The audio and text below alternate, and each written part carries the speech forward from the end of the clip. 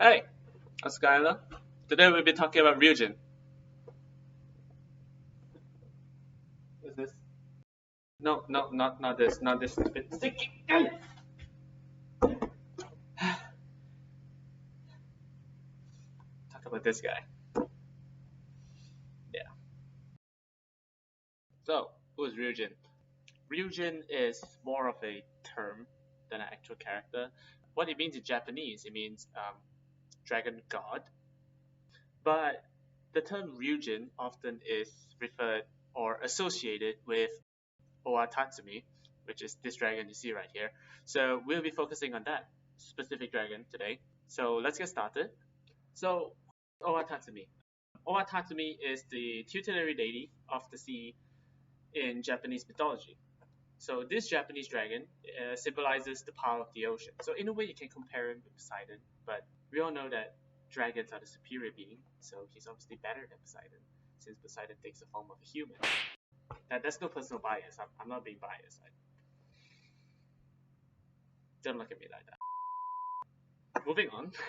So now I'll be reading to you guys the amazing story of Toyotama Hime and Huri together with Ryujin.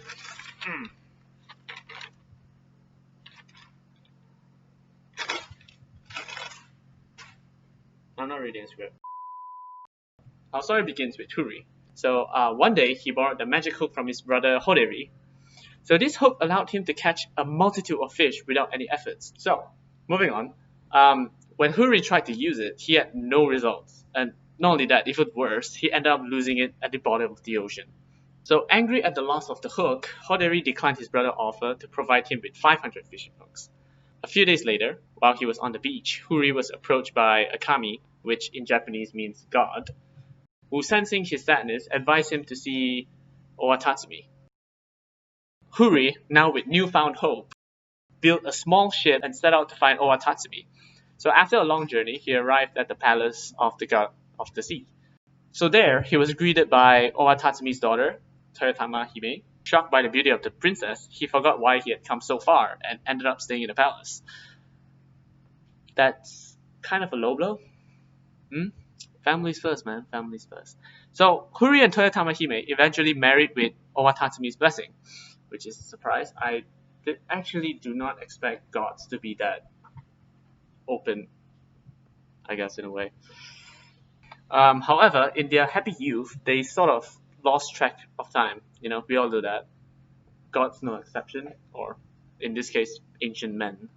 So many years have passed before Huri finally remembered that his brother was still waiting for the hook. Hey, where's my hook, man? So he went back and he told Owatatsumi about the hook. So Owatatsumi gathered all the fish together and he found a hook in the mouth of a sea bream.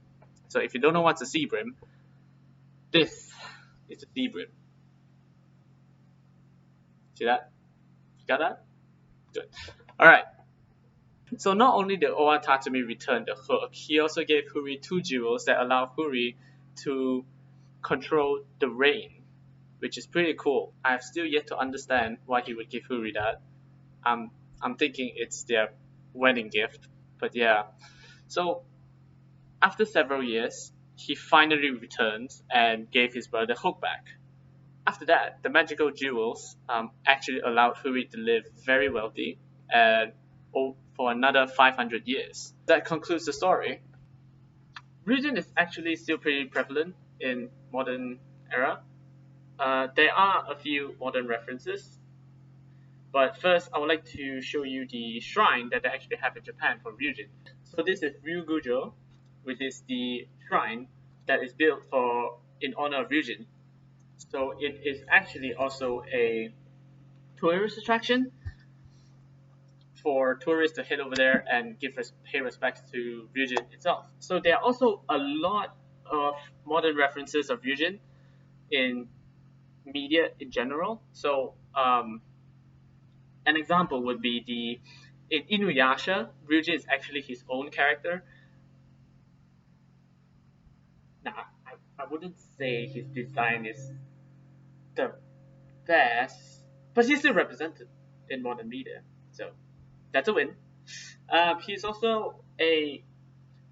His name was also used to name a technique in Naruto. In the game Adventure Quest 3D, you can see he is actually one of the final boss near the ocean. So Ryujin is a pretty prevalent god even at this era.